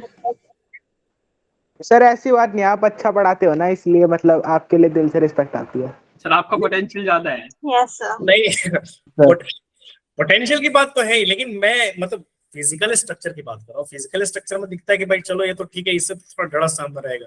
हालांकि वो पहले क्लास के फर्स्ट क्लास में समझ में आ जाता है। जैसे ऑफलाइन हम लोग होते हैं तो पहला क्लास जब हम लोग लेते हैं तो पहला क्लास में ही बच्चों को थोड़ा सा वो देखना पड़ता है। जैसे कोई हंस दिया तो खड़ा हो जाए भाई क्या बात, क्योंकि आप जो फर्स्ट में इंप्रेशन बच्चों को लग जाएगा पहले की ढीला टाइप का आदमी है। Last impression. हाँ नहीं, बच्चा को अगर पहले लग गया ना कि यार ये ढीला टाइप का आदमी है, तो बस फिर आप बाद में डिसिप्लिन नहीं हो सकते। बाद में तो फिर आपको होने ही नहीं देगा। तो अरे सर क्या सर बात करो सर, आप सर कोई बात नहीं सर, चलते हैं ना सर, भेजते हैं ना, क्योंकि वो पहले से ही आपके साथ वैसा हो चुका है। तो ऐसा होता है। तो बहरहाल इलेक्ट्रॉन से मैं इसको रिलेट कर रहा था, तो इलेक्ट्रॉन में भी ऐसी कंडीशन है। तो करंट डेंसिटी का मतलब ये होता है कि current flowing through a cross sectional area और यूनिट एरिया, यानी यूनिट एरिया का मतलब इकाई एरिया है ना, यूनिट एरिया से कितना करंट, और इसकी डायरेक्शन होती है। डायरेक्शन तो करंट की भी होती है, इसकी भी डायरेक्शन होती है। किधर होती है बेटा? मैं बोल रहा हूँ इन द डायरेक्शन ऑफ करंट बोलो या in the direction of electric field बोलो, क्योंकि जिधर इलेक्ट्रिक फील्ड होगी इलेक्ट्रॉन उसके अपोजिट मूव करेगा, आपको पता ही है। Yes sir. इलेक्ट्रिक फील्ड के निगेटिव डायरेक्शन इलेक्ट्रिक फील्ड के अपोजिट, आप पॉजिटिव डायरेक्शन, तो जिधर इलेक्ट्रिक फील्ड होगा उधर ही करंट की डायरेक्शन भी होगी, ये तो पक्की बात है। तो यहाँ आप दोनों बोल सकते हो, आप ये भी बोल सकते हो कि in the direction of current या in the direction of electric field, और ये वेक्टर रूल को फॉलो करता है। तो इसलिए करंट अगर कोई बोलेगा तो करंट इज स्केलर क्वांटिटी, लेकिन करंट डेंसिटी कोई बोलेगा तो ये क्या है आपका वेक्टर। इसके बारे में आपको बोलना पड़ेगा vector quantity.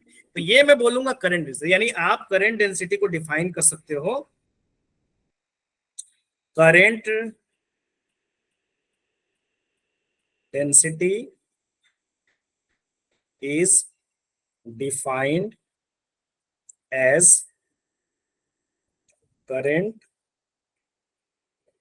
for unit cross sectional area।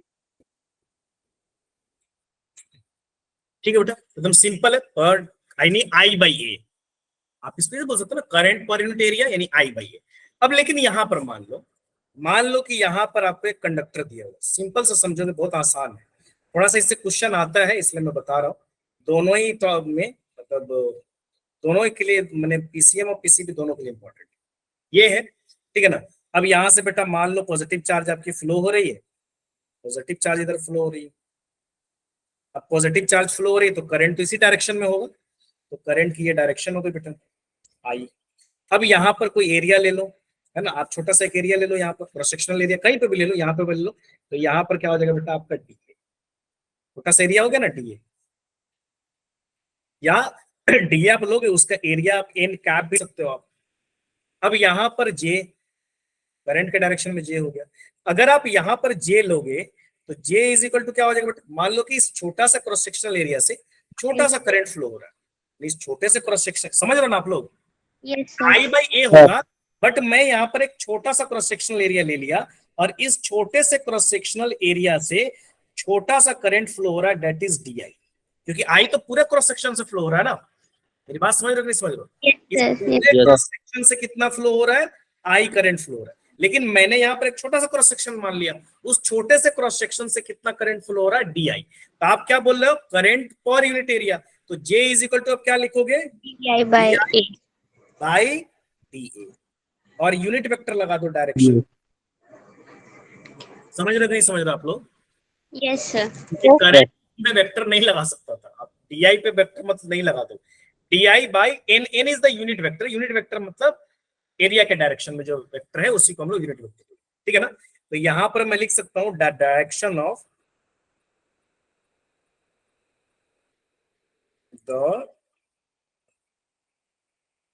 Direction of current density is in the direction of current और इलेक्ट्रिक फील्ड भी आप बोलो, दोनों हो सकता है। Both are the same thing, कि जिधर इलेक्ट्रिक फील्ड होगा उधर ही करंट होगा, यही भी आपको पता है। यहां तक तो कोई प्रॉब्लम नहीं है कि है? No sir. बोलिए बेटा। वेक्टर क्वांटिटी होती है। हाँ, करंट डेंसिटी वेक्टर क्वांटिटी है, current is not a vector quantity, क्योंकि ये फॉलो करेगा। सर करंट डेंसिटी को जे से डिनोट करते हैं। जे से डिनोट करते हैं। Current density is denoted by J. तो डी आई का मतलब small current passing through a small area, और N cap is the direction. ये डायरेक्शन लिया मैंने एरिया का, जो एरिया तो आपको पता ही है परपेंडिकुलर डायरेक्शन होता है, किसी भी जो प्लेन होता है प्लेन के परपेंडिकुलर होता है। यहाँ तक तो कोई प्रॉब्लम नहीं होगा कि है? No sir clear. अब यहाँ पे देखो, मैं क्या बोल रहा हूँ कि जे की डायरेक्शन आपको किधर लेनी है? जे की डायरेक्शन हमको लेनी है, आपको हमेशा किधर लेनी है? Same as current. Same as current. तो मान लो कभी आपको ऐसे दिया हुआ, इसको समझोगे थोड़ा सा, कभी कभी मैं बोल रहा हूँ कि थोड़ा इंपॉर्टेंट, ऐसा दिया हुआ आपको, सॉरी ये आपको ऐसा दिया हुआ, ठीक है ना। यहां पर तो एरिया दिया हुआ है, लेकिन यहां पर जो एरिया दिया हुआ है ना, ये कुछ ऐसा दिया हुआ, समझ रहे बेटा आप लोग? Yes sir. Yes sir. यानी अगर मैं सीधा सा बनाता यहां पर, तो ये एरिया कुछ ऐसा आता,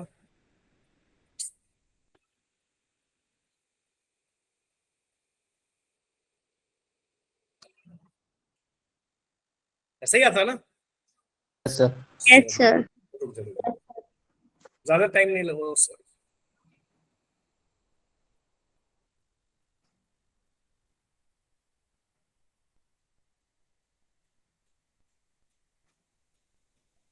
ठीक है ना? अब ये मान लो कि इस एरिया से ये जो एरिया है ना, इसके बीच में एंगल कितना है? थीटा है। मतलब ये ऐसे स्ट्रेट होता है जैसे पुराना वाला में था, लेकिन ये एरिया थोड़ा ऐसा है, तो ये एरिया स्ट्रेट होता है, तो इनके बीच में जो एंगल है ना, देख रहे हो ना, ये जो मेरा गैप है ना, इसके बीच में एंगल थीटा है। तो यहाँ पर एक्चुअली एरिया तो परपेंडिकुलरली होता है। मेरी बात समझ रखनी, ये करंट थोड़ा इसको, ये करंट आपका फ्लो रहा है, दैट करंट इज आई। तो एरिया तो कुछ ऐसा चला गया ना, अगर आप इसको लोगे ऐसे मान लो, एरिया तो इसके 90 डिग्री होगा नहीं। डीए अगर यहाँ पर लोगे या ए लोगे, जो भी लेना है, अगर यहाँ पे आप डीओ लोगे तो डेट डीए इज दिस ना। Yes yes sir. Yes sir. ऐसे अगर हो गया, ये ऐसे रहता तो ये डीओ विल बी परपेंडिकुलर, लेकिन ये कुछ ऐसे हो गया। अब डीए तो कुछ ऐसे चला गया। अब आप करंट, आपको एरिया हमेशा वो लेना जो करंट के डायरेक्शन में, ये भी ध्यान रखना। तो करंट के डायरेक्शन में जो एरिया होगा, ये कौन सा हो जाएगा? ये वाला हो जाएगा। Yes sir. ये यस सर। तो ये एरिया, अच्छा ये थीटा अगर एंगल आ गया तो ये भी थीटा ही एंगल जाएगा उधर, जितना Yes, ये sir. इधर जाएगा, है कि नहीं? तो ये वाला पार्ट आपका क्या हो जाएगा? डीए कॉस थीटा हो जाएगा। DA cos theta. Yes sir. और जे भी इसी डायरेक्शन में होगी, ये तो करंट के डायरेक्शन में होगी भाई, यस यस सर। है ना? यानी ये वाला पार्ट आपका क्या हो जाएगा? DA cos theta. ठीक है। अब यहां पर जब मैं लिखूंगा तो यहां पर जे इज इक्वल टू, मैं क्या लिखूंगा? एक बार सर फिर से रिपीट करना। मैं कर रहा हूँ रिपीट बेटा, 1 मिनट रुक जाइए, मैं रिपीट कर रहा हूँ, कोई प्रॉब्लम नहीं है। यानी यहां पर मैं करूंगा तो जे इज इक्वल टू क्या हो जाएगा? D I by D cos theta. हाँ बेटा बताइए आकृति, मैं ये बोल रहा हूँ बेटा, यस सर। यहाँ पर देखो, सिंपल समझो, यहाँ पर आपका जो एरिया है, एरिया हमेशा किधर होता है? प्लेन के परपेंडिकुलर, एरिया की डायरेक्शन कोई भी, जैसे ये मेरा प्लेन है ना, इसके परपेंडिकुलर मेरी एरिया की डायरेक्शन हो जाएगी, that is the direction of area, है ना? तो यहाँ पर ये मेरा प्लेन है बेटा, तो इसके परपेंडिकुलर एरिया की डायरेक्शन हो गई, और इधर ही करंट फ्लो हो रहा है, तो जे और एरिया की डायरेक्शन इधर हो गई। तो मैं क्या लिखूंगा? J is equal to D I. D का मतलब एरिया और डीवाई का मतलब क्या हो जाएगा? Cross sectional area, current per unit area. यानी स्मॉल करंट मैं छोटा सा ले रहा हूं, क्योंकि मेरे को नहीं पता कि यूनिफॉर्म है कि नॉन यूनिफॉर्म है, तो बाद में डिस्कस करेंगे वहां, ठीक है ना? अब यहां पर जो है ना, ये एरिया कुछ ऐसा आ गया। अब ये एरिया ऐसे नहीं है, ये जो प्लेन है मेरा, ये ऐसे हो गया, तो हमको वो वाला एरिया लेना है जो करंट के डायरेक्शन में। गॉट इट ना आकृति? सर। तो यस सर। Yes sir. अब यहाँ पर जो एरिया लोगे ना, इसका प्लेन तो ये हो गया, एरिया की डायरेक्शन तो इससे 90 डिग्री बनेगी। अब तो एरिया की डायरेक्शन ऐसे हो गई ना। Yes sir. यस इस डायरेक्शन में कौन सी एरिया आ रही है? ये वाली एरिया आ रही है। Yes sir. ये वाली एरिया कितनी हो जाएगी? डीए cos थीटा हो जाएगी, क्योंकि आपको पता ही है वेक्टर को तोड़ना तो आपको आता होगा। Yes sign. इधर एंगल बनता है, उधर कॉस हो जाता है। अब आप क्या लोगे? जे बराबर DA cos theta. Okay, yes sir. Clear है बेटा? आकृति समझ में आ गया आपको? Yes sir. यस हाँ राधिका बोलिए बेटा। सर ये 90 डिग्री कैसे बना?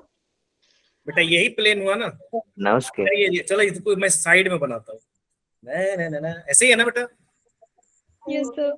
अब समझ में आया राधिका? Yes sir. और ये हो गया इसका प्लेन, तो इसके 90 डिग्री किधर जाएगा? यस सर, समझ गए। समझ गया ना? हाँ, अरे ओ समझदार हो आप लोग, नहीं? यस सर है। थोड़ा बहुत नो सर। मतलब हो ही नहीं समझदार, नहीं? थोड़ा बहुत है सर, थोड़ा। नो सर नहीं है। चलिए इधर देखते हैं। D I is equal to क्या हो जाएगा? J D A cos theta, कुछ ऐसे ही होगा बेटा। Yes sir. Yes sir. अब यहाँ पर आप इसको ऐसे भी लिख सकते हो, D I is equal to J dot D A. क्यों मैं ऐसा लिखा हूं?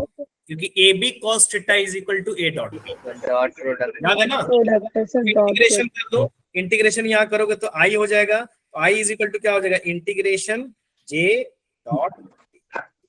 सही बात है? Yes sir. Yes sir. समझ में आ रहा है नहीं आ रहा आप लोग? Yes sir Alright, sir. साक्षी है, यस सर, समझ में आ रहा है बेटा? यस और कुछ मैथ वाले लोग?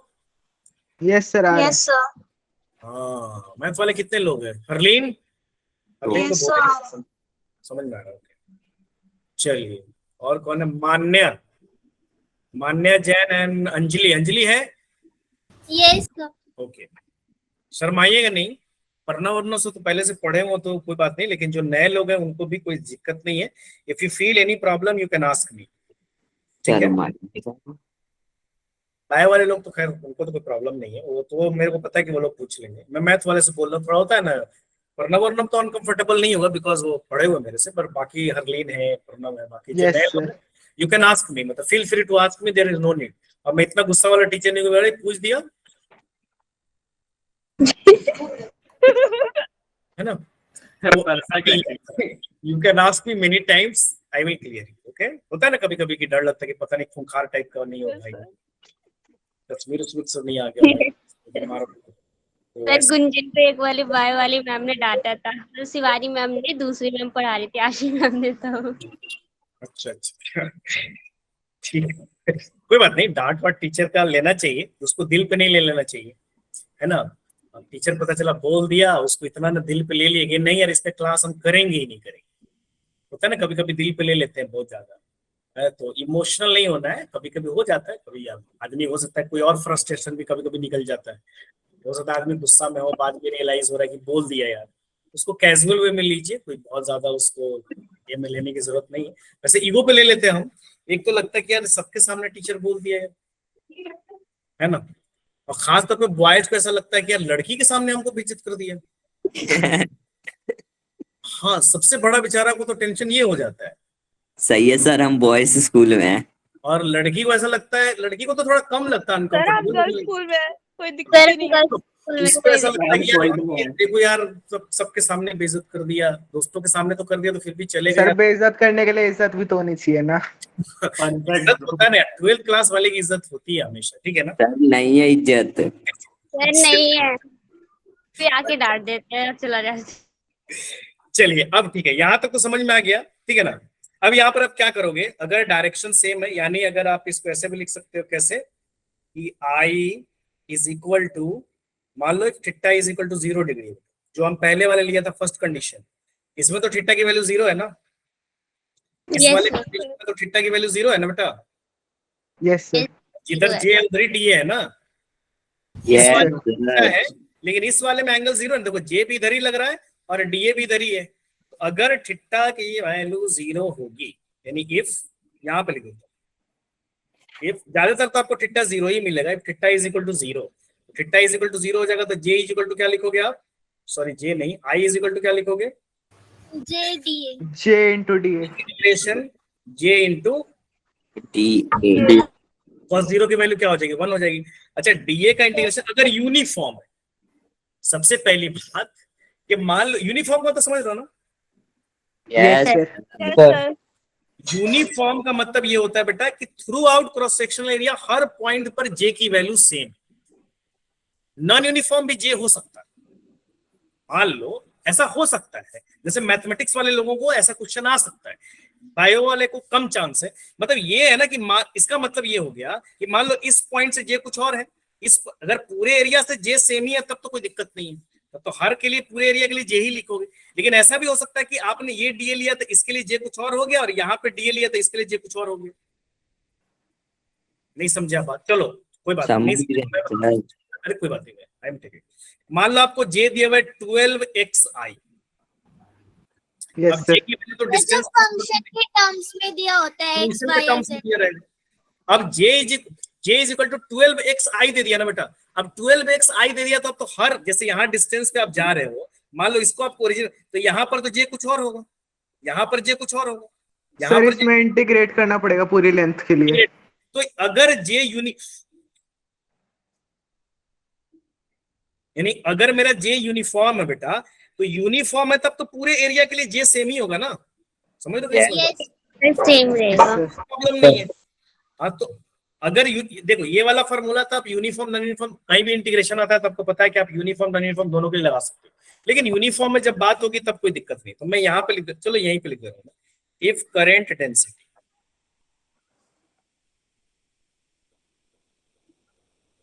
J is uniform for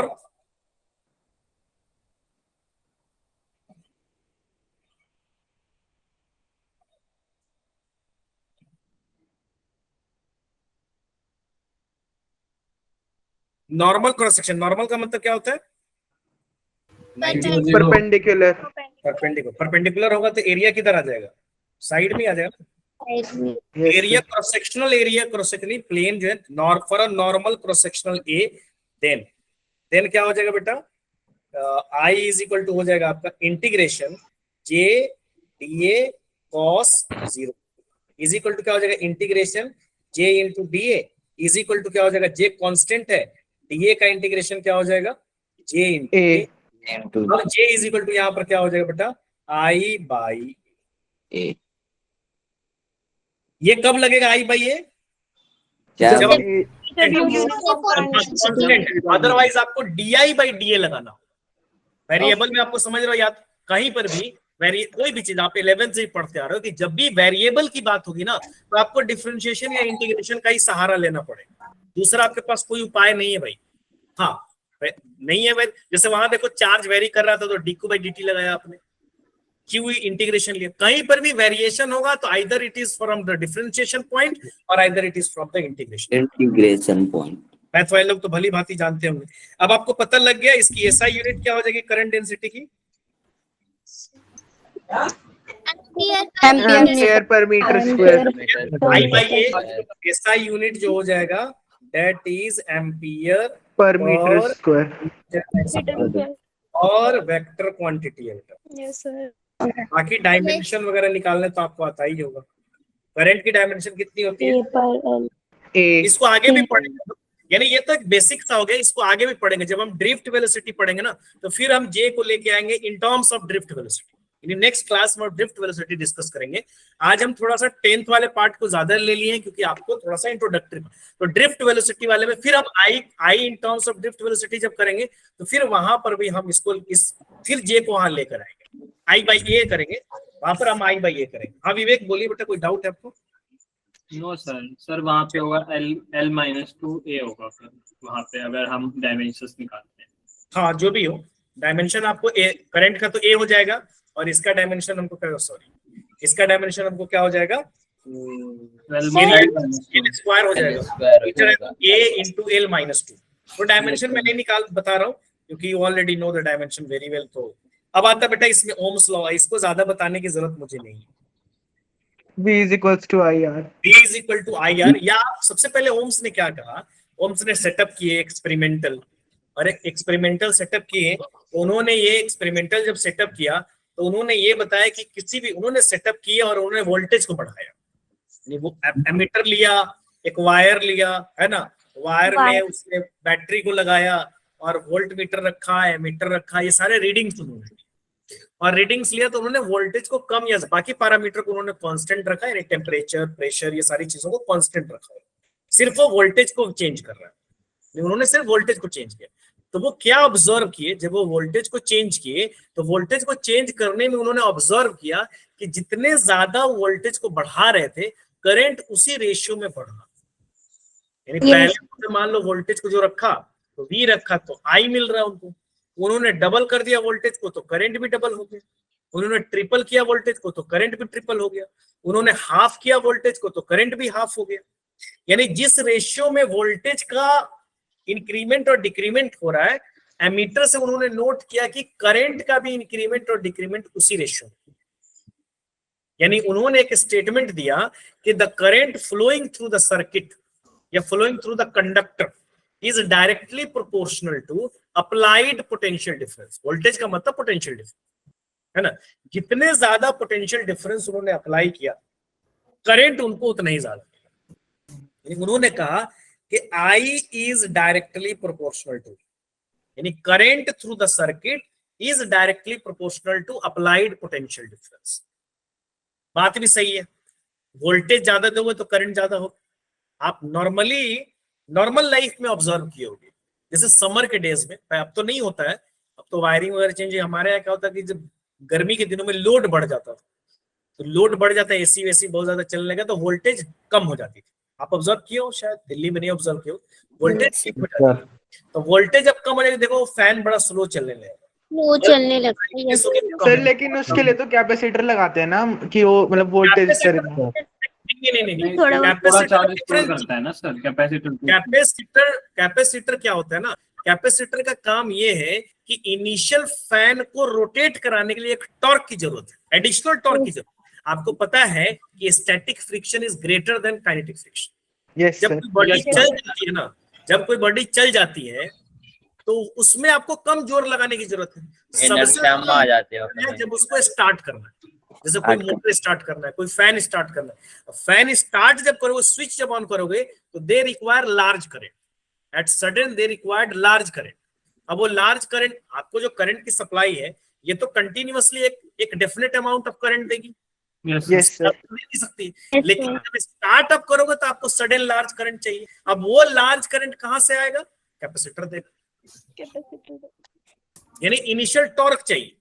कभी भी स्टार्टिंग में जैसे आप साइकिल को स्टार्ट करते हो तो इनिशियली आपको पैडल थोड़ा सा जोरदार लगाना पड़ता है, टॉर्क, हालांकि वहां पे फ्रिक्शन भी टॉर्क प्रोवाइड कर, वो इनिशियल टॉर्क चाहिए उसको रोटेट करना। एक बार जब रोटेट कर देगा, आपको पता ही है काइनेटिक फ्रिक्शन आएगी, काइनेटिक फ्रिक्शन कम हो जाएगा।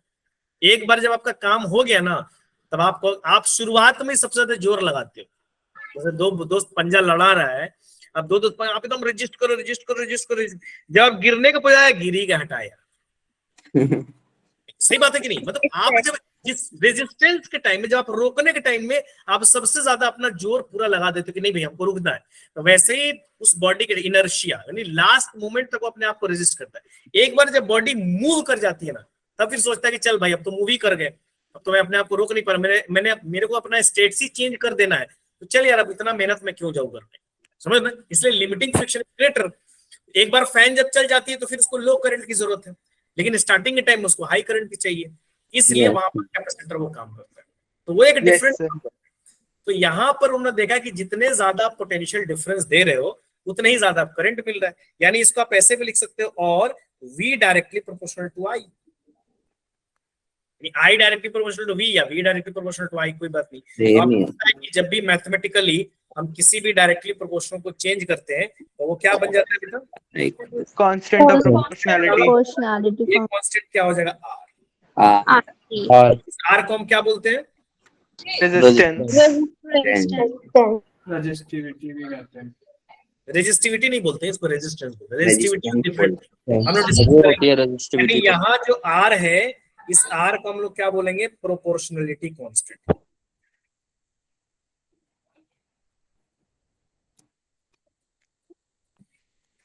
और इसी प्रोपोर्शनलिटी कांस्टेंट का नाम क्या है, रजिस्टर, नोन एज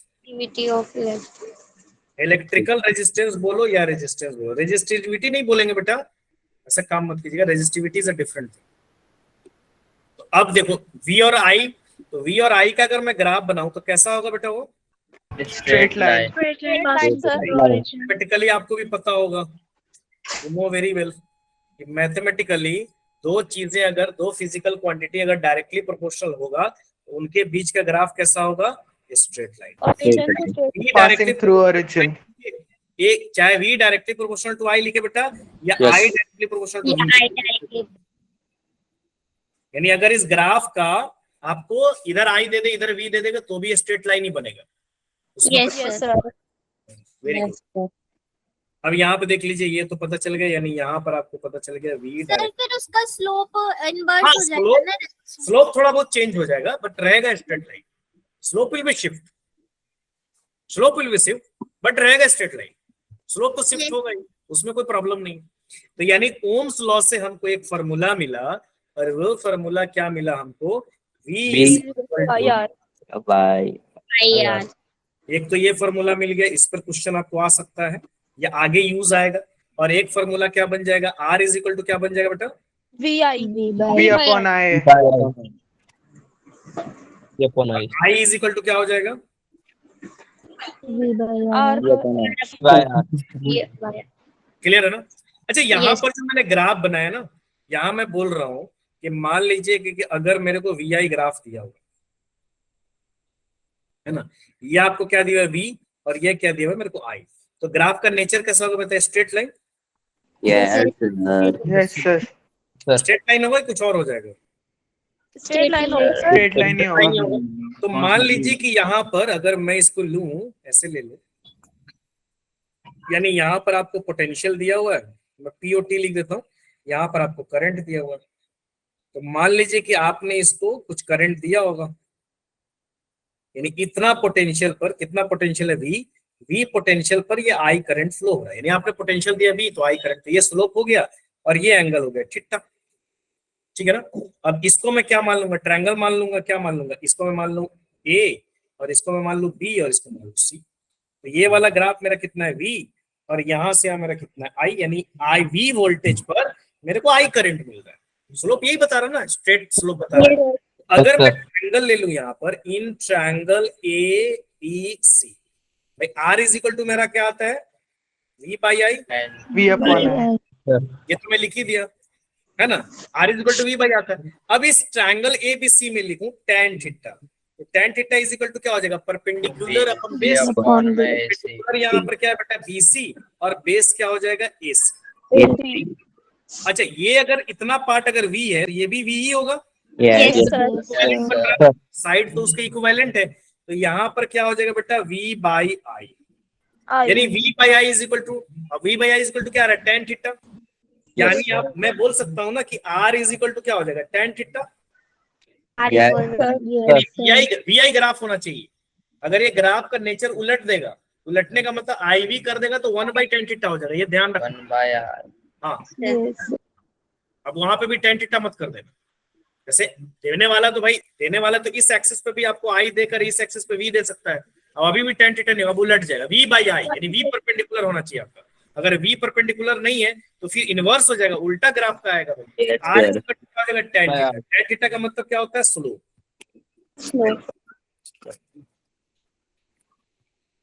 यानी अगर आपको स्लोप दिया हुआ है तो आप क्या कर सकते हो? tan थीटा उसका निकालो किसी भी इंस्टेंट पर, चाहे वो यूनिफॉर्म या नॉन यूनिफॉर्म में, कोई फर्क नहीं पड़ता है किसी भी। हाँ, नॉन यूनिफॉर्म में रेजिस्टेंस बदलेगी नहीं, यस सर। बदलेगी। हो सकता है। ओम्स लॉ तो यही, ओम्स लॉ तो यही फॉलो करता है। लेकिन ग्राफ अगर मान लो आपको ऐसा दिया, वी आई ग्राफ कुछ ऐसा दिया हुआ, अब यहाँ पे हर इंस्टेंट पे तो स्लोप अलग अलग आएगी ना। सर Yes, दोनों yes, कंडक्टर होगा। इसको बोलते हैं डायनामिक रेजिस्टेंस, आगे बताऊंगा। यानी डायनामिक रेजिस्टेंस का मतलब रेजिस्टेंस क्या हो रही है? चेंज, वेरी कर रहा है। वेरी कर रही है। किसी पॉइंट पर आपको निकालना होगा, वहां पर आपको क्या लेना पड़ेगा? स्लोप लेना पड़ेगा। जैसे फॉर एग्जांपल, अगर मैं एग्जांपल की बात करूं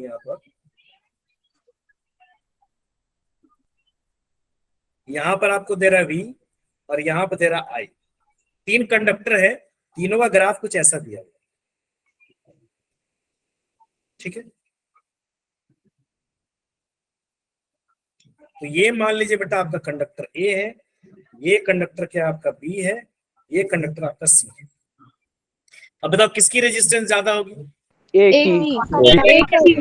greater Yes. The slope, tan theta Yes, जिसका sir. ज्यादा हो। इस सिचुएशन में क्या हो जाएगा आपका? R A greater than R B, use में आएगा आगे। लेकिन वही आईवी ग्राफ रहता तो आप तो फिर स्लोप का उल्टा लेते, 1/tan लेते। अगर ये ध्यान रखना, गलतियां इसमें हो जाती है हमेशा, इसलिए इस चीज को ध्यान रखना कि वी आई ग्राफ है कि आईवी ग्राफ है। क्लियर है ना? Yes, sir. सर एक ऐसा क्वेश्चन था क्या इस साल? क्या बोल रहे हो बेटा? सर ऐसा क्वेश्चन ही आया था इस साल क्या? इस बार नीट में यस सर। आया होगा, याद नहीं मेरे को, इतना याद क्वेश्चन देखता हूँ, याद नहीं है, लेकिन आया होगा। आया होगा तो मैं खुद ही करा दूंगा, ठीक है ना? इस सिचुएशन को आप ध्यान रखना। यानी यहां पर अगर कोई आपसे बोलेगा इलेक्ट्रिकल रेजिस्टेंस, इलेक्ट्रिकल रेजिस्टेंस के बारे में हमने बात की अभी, तो इलेक्ट्रिकल रेजिस्टेंस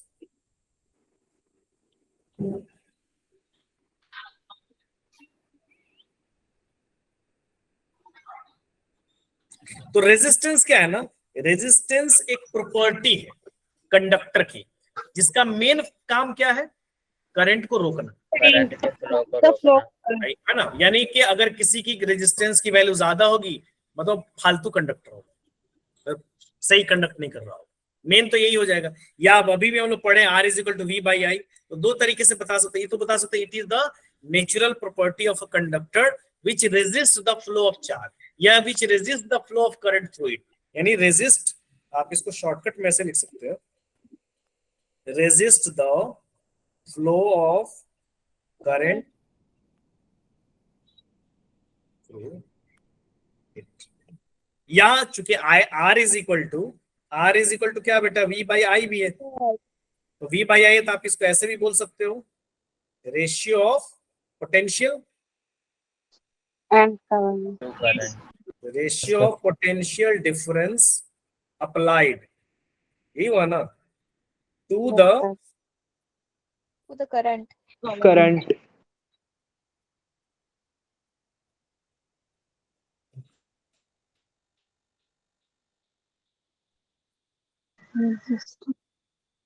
Resistance. ठीक है। अच्छा, अगर मान लो यहाँ पर दिया हुआ ना मेरे को voltage R is equal to V by है, ओम्स लॉ से तो यही है, R is equal to V by.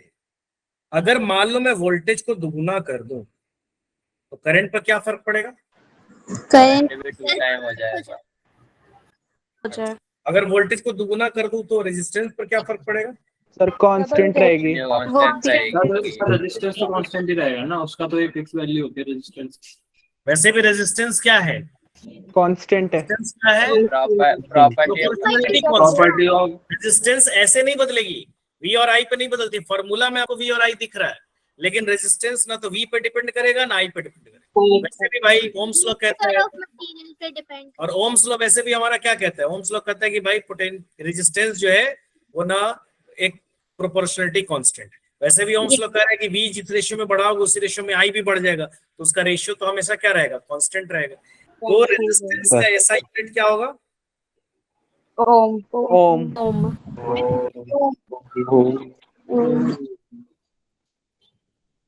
पूजा पे बैठ के क्या तुम लोग, हाँ? यस होगा। मेरे को लगा बड़ा मोम याद आ रहा है, SI unit of resistance is, अच्छा लग रहा है नहीं, यस सर। है ना। अच्छा, ओम क्या है, यानी ओम जो है रेजिस्टेंस जो है that is V by I, तो V क्या हो जाएगा, वोल्ट, और I क्या हो जाएगा, एम्पियर। यानी 1 इज इक्वल टू क्या हो जाएगा, 1 वोल्ट डिवाइडेड बाय क्या हो जाएगा, 1 एम्पियर। इक्वल्स टू 1 ओम। ये हो गया रेजिस्टेंस। अब रेजिस्टेंस जो है इस पे फर्दर हम लोग बात करेंगे, लेकिन एक कंडक्टर की रेजिस्टेंस जो है वो 4 चीजों पर डिपेंड करती है। कौन कौन सा, लेंथ पर, टेम्परेचर, प्रेशर, और मेन डिपेंड करता है टेम्परेचर पे। टेम्परेचर पर नहीं करता है, टेम्परेचर पे करता है सर, टेम्परेचर पे करता है। इलेक्ट्रॉन की मूवमेंट बढ़ जाती है ना, इस वजह से। क्या हो जाता करता है सर टेम्परेचर पे। विवेक क्या हो जाती है बेटा, जब सर टेम्परेचर बढ़ जाता है तो सर जो इलेक्ट्रॉन्स की मूवमेंट भी तो बढ़ जाती है किसी भी वायर में, तो उससे क्या होगा, तो सर उससे जो रेजिस्टेंस पे फर्क तो पड़ेगा थोड़ा। सर वो आपस में कोलाइड करते हैं ना, इसलिए वो इतनी आसानी से फ्लो नहीं कर पाते हो फिर। जाएगा उसमें तो। अच्छा एक सवाल है यहाँ पे, चलो जब लेके आए हो तुम भाई पूछ लेता हूँ आप लोगों से, एक क्वेश्चन है आप लोगों से मेरा। क्वेश्चन ये है कि अगर टेम्परेचर को बढ़ाएंगे तो वेलोसिटी बढ़ जाएगी। Yes sir. आप पहले ही कहे हो, इस नॉर्मल भी आप पढ़े होगे भाई केमिस्ट्री में, थर्मल वेलोसिटी यानी स्पीड जो है, काइनेटिक एनर्जी जो है बढ़ जाती है। तो अगर इलेक्ट्रॉन की स्पीड बढ़ जाएगी तो वो फास्ट मूव कर रहा है, तो फास्ट मूव कर रहा है तो करंट की वैल्यू तो हमको ज्यादा आएगी। नहीं सर, यस सर। करंट की वैल्यू ज्यादा आनी चाहिए भाई। अगर कोई चीज भाई फ्लो ऑफ इलेक्ट्रॉन ना, flow of electron is decide the current, तो फ्लो ऑफ इलेक्ट्रॉन यानी इलेक्ट्रॉन का अगर फ्लो बढ़ गया, अब इलेक्ट्रॉन का फ्लो बढ़ गया तो मुझे एक बात बताओ कि जब इलेक्ट्रॉन का ही फ्लो बढ़ गया तो करंट ज्यादा मिलनी चाहिए, सर लेकिन वो मैं कर लेते हैं ना आपस में, तो कैसे ज्यादा मिलेगा। सर वो आपस में कोलाइड कर लेते हैं ना, इसलिए वो इतनी आसानी से फ्लो नहीं कर पाते फिर। स्पीड तो बढ़ती है, स्पीड बढ़ती है, लेकिन जितने स्पीड बढ़ेगी वो कोलिजन का फ्रीक्वेंसी बढ़ जाएगा। Yes sir. कोलिजन Yes, की sir. फ्रीक्वेंसी बढ़ जाएगी, ठीक है, कोई बात नहीं। कोलिजन की फ्रीक्वेंसी बढ़ जाएगी तो collision is the actual cause of resistance. क्योंकि भाई रेजिस्टेंस का समझ लो ना, रेजिस्टेंस का सोर्स क्या है एक्चुअली? वाई तो कहते हैं तार है तो आर है, तार है तो आर है मतलब वायर। अगर वायर होगा तो उसका रेजिस्टेंस होगा ही होगा, चाहे कोई भी आप वायर ले, कम ज्यादा होगी लेकिन होगी। तार है तो आर है, यानी हर दुनिया में जितने भी वायर हैं उनकी रेजिस्टेंस होगी। अब एक्चुअल कॉज क्या है कि भाई रेजिस्टेंस के अंदर जब इलेक्ट्रॉन फ्लो करता है तो इतना मिनिमम, समझ लो कितना छोटा जगह है और उसमें मिलियन बिलियंस ऑफ इलेक्ट्रॉन। अब उस इलेक्ट्रॉन को मूव करना है तो बेचारा टकराते टकराते टकराते टकराते टकराते टकराते वो एक एंड से दूसरे एंड तक जाने में उसकी नानी याद आ जाती है। सही बात बोल, मतलब बेचारा कुछ तो कमजोर टाइप का ऐसा होता है जो सारी जिंदगी नहीं पहुंच पाएगा। हो सकता है, ऐसा कोई जरूरी नहीं, हो सकता है कि इलेक्ट्रॉन बेचारा उसको मतलब पटक पटक इतना मारा ना कि पहले बेचारा वो दम तोड़ दिया, बोला कि नहीं मतलब नहीं बेचारा नहीं जा पा रहा है, ऐसा हो सकता है। तो यही बात यहां पर भी, that is the real cause of collision, that is the real cause of collision. कि कोलिजन का actual real cause of resistance, वो इतना कोलाइड हो रहा है कि इलेक्ट्रॉन को जगह नहीं मूव करने का मतलब रुकावट है। जब भी कोई थोड़ा सा उछलेगा कि उसके ऊपर से मिलियंस ऑफ इलेक्ट्रॉन तो कहेंगे बेटा दिमाग मत चाट, आराम से बैठ, मारेंगे इधर से थप्पड़ को इधर से मारे को उधर से मारे को उधर से मारे, वो बेचारा बैठ जाएगा नहीं। फिर थोड़ा सा वो अपना स्पीड अप बढ़ाएगा कि उधर से बॉक्सिंग उसको पढ़ने लगे, जिसके वजह से बेचारा नहीं जा पाएगा। तो यही रेजिस्टेंस, यही रुकावट है ना भाई। Yes sir. अब ये जितने ज्यादा होगा उतने ज्यादा रेजिस्टेंस होगा। इसीलिए हर मारने का मतलब ये हो गया कि कोलिजन। अब यहाँ पर क्या होगा कि जैसे ही हम उसको, अब इसीलिए हर मटेरियल की रेजिस्टेंस अलग अलग होती है, किसी में स्पेस थोड़ा सा डिफरेंट होगा क्योंकि आपको पता है कि इंटरमॉलिक्यूलर स्ट्रक्चर वो अलग अलग होता है। ठीक है, क्लियर है? तो चलिए अब इसके बाद जो है ना, टाइम भी हो गया तो अगला जो है हम लोग नेक्स्ट लेक्चर में स्टार्ट करेंगे। ठीक है सर। अभी आप लोग खत्म हो रहा है, डाटा थोड़ा ज्यादा का रिचार्ज करवाइए। नहीं सर मेरा नहीं हुआ।